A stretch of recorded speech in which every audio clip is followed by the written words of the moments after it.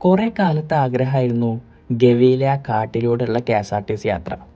അപ്പോൾ ഇപ്രാവശ്യത്തെ ഓണത്തിന് 2 ദിവസം ലീവ് കിട്ടിയപ്പോൾ പെട്ടെന്ന് തന്നെ യാത്ര അങ്ങോട്ടാക്കാമെന്ന് വിചാരിച്ചു.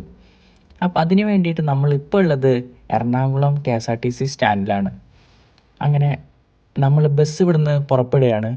പക്ഷേ ഇപ്പോൾ നമ്മൾ പോകുന്നത് കുമിളിയിലേക്കാണ്. അപ്പോൾ കുമിളിയിലേക്കുള്ള ബസ്സിൽ പോയിട്ട് എങ്ങനെ നമുക്ക് ഗവിയിലെത്താമെന്നുള്ളതൊക്കെ ഈ വീഡിയോയിൽ കാണാം.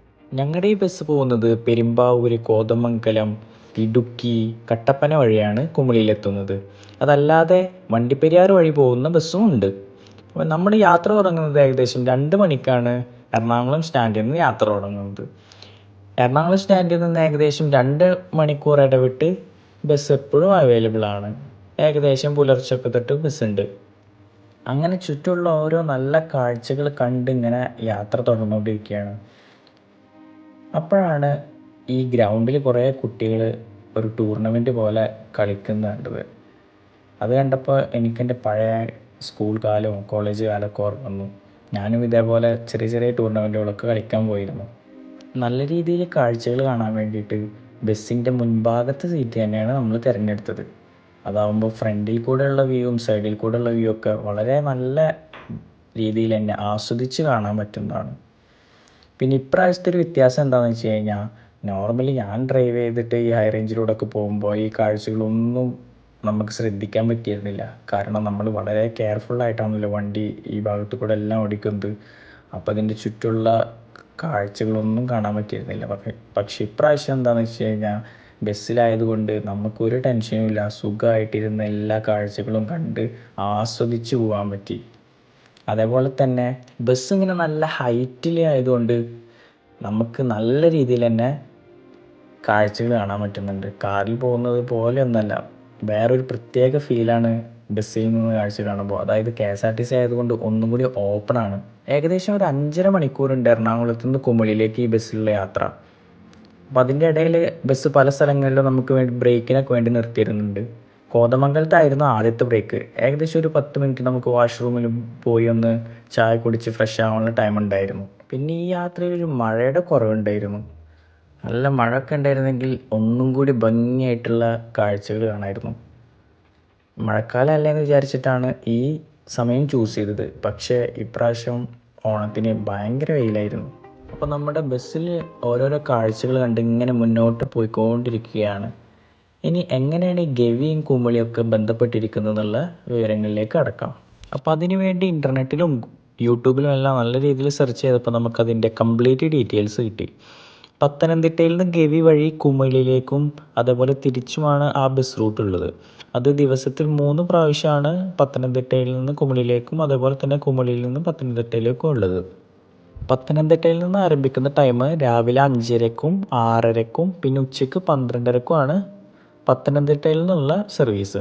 അതേപോലെ തന്നെ തിരിച്ച് കുമളിയിൽ നിന്നുള്ള സർവീസ് രാവിലെ 5:30ക്കും ഉച്ചയ്ക്ക് 12:30ക്കും ഉച്ചയ്ക്ക് 1:30ക്കുമാണ് കുമളിയിൽ നിന്നും പത്തനംതിട്ടയിലേക്കുള്ള ബസ്.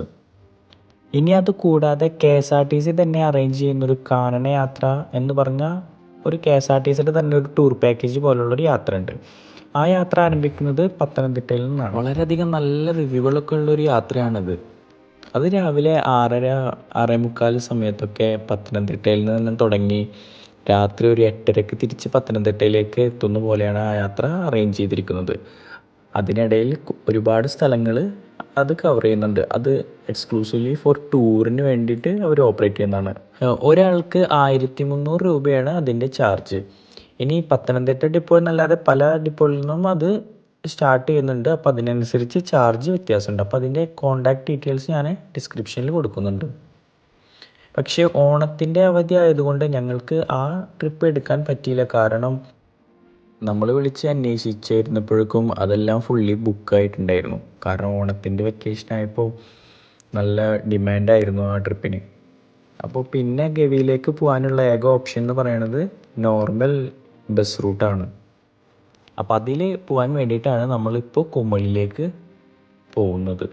കുമളിയിൽ ഒരു ദിവസം സ്റ്റേ ചെയ്തിട്ട് പിറ്റേ ദിവസം രാവിലെ അല്ലെങ്കിൽ ഉച്ചയ്ക്ക് പോകാനാണ് ഞങ്ങളുടെ പ്ലാൻ. പിന്നെ ഇനി ഈ കാണുന്ന ജംഗ്ഷനിൽ നിന്ന് ലെഫ്റ്റിലോട്ടാണ് മൂന്നാറിലേക്കുള്ള വഴിയും അതേപോലെ റൈറ്റിലേക്കാണ് നമുക്ക് പോകാനുള്ള ഇടുക്കിയിലേക്കുള്ള വഴിയും.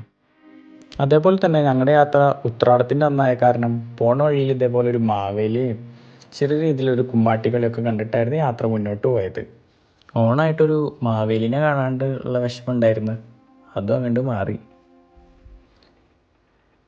അങ്ങനെ നമ്മളിപ്പോൾ ഏകദേശം ഇടുക്കി ടൗൺഷിപ്പിൽ എത്തിയിട്ടുണ്ട്. ഇതാണ് നമ്മുടെ ഇടുക്കി ടൗൺ, ആ ഡാമിൻ്റെ ഒക്കെ ഏരിയയുള്ള ഇടുക്കി ടൗൺഷിപ്പാണ് ഈ കാണുന്നത്. അതേപോലെ തന്നെ നമ്മുടെ പുതിയ ചെറുതോണി പാലാണ് നമ്മളിപ്പോൾ എത്തിക്കൊണ്ടിരിക്കുന്നത്. പ്രളയത്തിൻ്റെ സമയത്ത് എല്ലാവർക്കും വളരെ സുപരിചിതമായ പാലാണ് ചെറുതോണി പാലം. അതിപ്പോൾ പുതുക്കി പണിതിട്ട് ഉള്ള പുതിയ പാലാണ് ഇപ്പോൾ നമ്മൾ ഈ കാണുന്നത്. അതിൻ്റെ വലത്തെ സൈഡിലാണ് നമ്മുടെ ഇടുക്കി ഡാം സ്ഥിതി ചെയ്യുന്നത്. ആ രണ്ട് വലിയ മലകൾ നമുക്ക് കാണാൻ പറ്റും.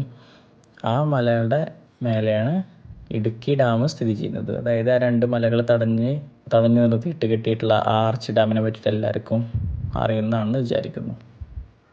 ഒരു 2-3 മാസം മുന്നേ ഞങ്ങൾ ഇടുക്കി ഡാമിൽ പോയിട്ടുണ്ടായിരുന്നു. പക്ഷെ അവിടെ ഇടുക്കി ഡാമിൻ്റെ ഉള്ളിലേക്ക് മൊബൈൽ കടത്താത്തത് കൊണ്ട് ഉള്ളിൽ നിന്നുള്ള അധികം വീഡിയോസൊന്നും എടുക്കാൻ പറ്റിയില്ല. അതിൻ്റെ ജസ്റ്റ് പുറത്തുനിന്നുള്ളൊരു വ്യൂ ആണ്. ഈ രണ്ട് മലകളായ കുറുവനും കുറുവത്തിയും തടഞ്ഞൊരു ആർച്ച് പോലെ കെട്ടിയിട്ടാണ് ഈ ഡാം ഉണ്ടാക്കിയിരിക്കുന്നത്. അതുകൊണ്ടാണ് ഇതിനെ ഇടുക്കി ആർച്ച് ഡാം എന്ന് അറിയപ്പെടുന്നത്. അതുപോലെ ഇടുക്കി ഡാം കാണാൻ പോകുന്നതിൽ ശ്രദ്ധിക്കേണ്ട ഒരു കാര്യമാണ്, കുറേ ദൂരം നടക്കാനുള്ളതുകൊണ്ട് അവിടെ ബഗ്ഗി റൈഡ് ഉണ്ട്. അപ്പോൾ അത് ബുക്ക് ചെയ്യാൻ ശ്രമിക്കുക. വലിയ ബസ്സാണെങ്കിൽ പോലും ഓരോ എയർപിൻ വളവുകളും വളരെ ഈസി ആയിട്ടാണ് നമ്മുടെ ഡ്രൈവർ ഓടിച്ചു പോകുന്നത്. അങ്ങനെ നമ്മൾ ഈ ഹെയർ പിന്നുകളെല്ലാം കഴിഞ്ഞ് മേലേക്ക് കയറും തോറും കാണുന്ന കാഴ്ചയുടെ ഭംഗിയും കൂടി വരികയാണ്. നമ്മൾ കുറച്ച് മുമ്പൊന്നും കണ്ടിരുന്ന പോലുള്ളൊരു വ്യൂ അല്ല ഇപ്പോൾ നമ്മൾ കണ്ടുകൊണ്ടിരിക്കുന്നത്. നമ്മൾ ഹൈ റേഞ്ചിലേക്ക് ടോപ്പിലേക്ക് പോകും തോറും ഭംഗി കൂടി വരികയാണ്. അപ്പോൾ നിങ്ങൾക്ക് കാണാൻ പറ്റുന്നതാണ്.